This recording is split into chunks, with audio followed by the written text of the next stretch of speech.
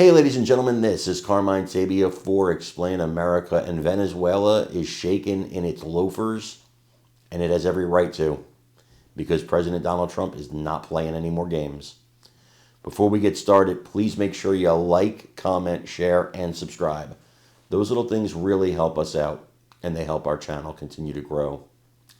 This week, President Maduro of Venezuela was literally on television begging for peace, because Trump knows how to use the power of the United States, and because the White House is now talking about possibly striking inside of Venezuela to put a stop to these cartels.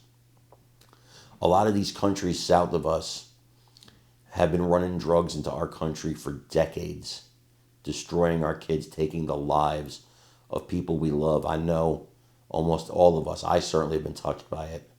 People in my family, friends, people I love that have perished because of drugs. And thank God it was never for me, but it was around. It was easy enough to get. And all it would have taken was a bad mistake by me. And that's the story for so many people. It just takes one bad mistake and you're hooked on that junk. And it can take your life, take you away from your family. So yeah, when Trump knocks out another boat that's bringing that stuff to our country, if he wants to strike inside of Venezuela or Colombia to stop that from coming to this country and hurting our children, yeah, you damn well better believe I support it. I support it 100%. Well, Trump was on Air Force One.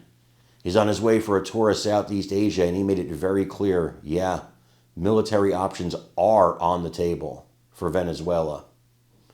It's their own fault for not getting their act together when they had the chance. Now, we'll get their act together for them. I want you to listen to what the president said here, and let me know what you think in the comments. And that's a good thing. I'm happy about that. So we'll see. But we'll see. Beyond that point, we'll see. Back on North Korea, talks with the U.S., they have to be recognized as a nuclear power.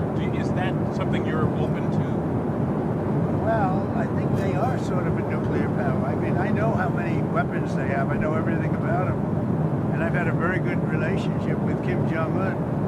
When you say they have to be recognized as a nuclear power, well, they got a lot of nuclear weapons, I'll say that. Okay, go ahead. Venezuela, do you want to strike? And how do you decide which ones to strike? Well, we're going to see with Venezuela. I can tell you one thing. We stopped all drugs virtually from coming in by sea. And we'll stop all drugs from coming in by land very shortly. You'll see that starting. They're not going to want to do that. They're not going to want to do that. But you're going to see drugs stopping coming into our country, just like we stopped prisoners and drug dealers, drug addicts, we have stopped virtually everybody from coming in, other than people that want to come in legally.